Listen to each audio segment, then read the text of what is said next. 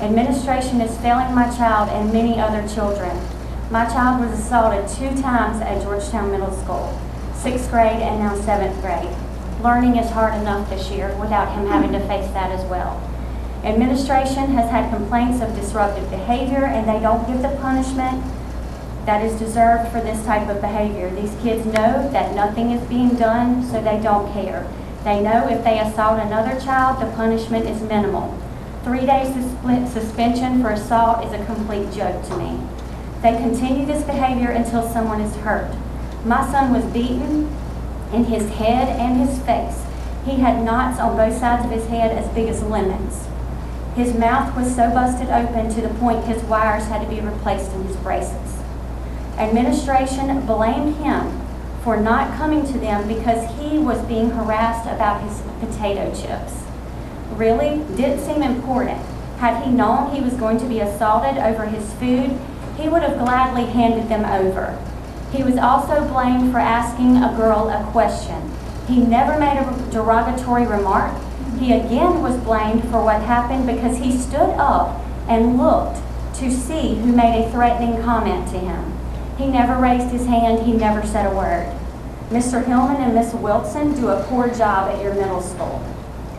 I am angry at the way this was handled, and someone needs to be held accountable for what has happened to my son.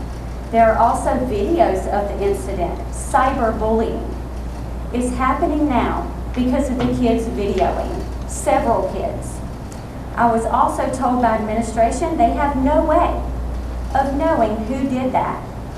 Cyberbullying is also a crime. Don't we have a no bullying policy? Don't our kids come first?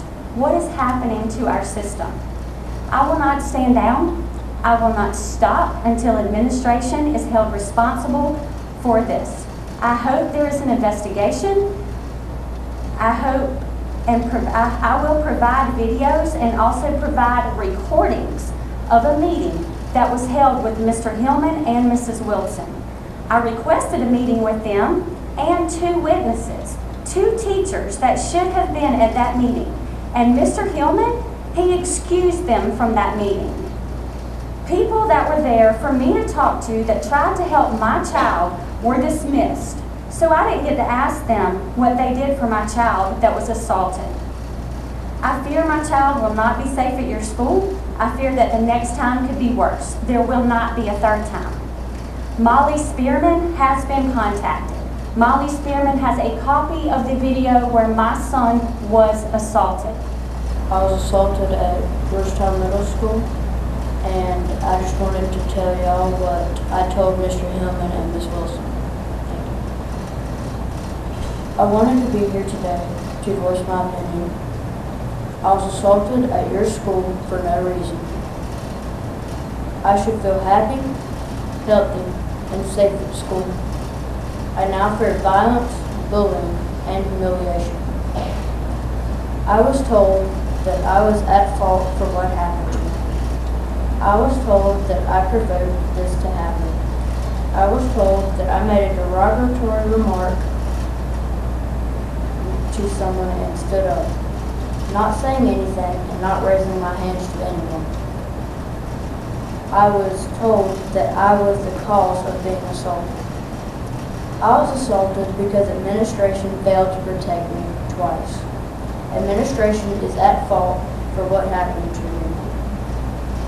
My class is disruptive, disrespectful, and out of control.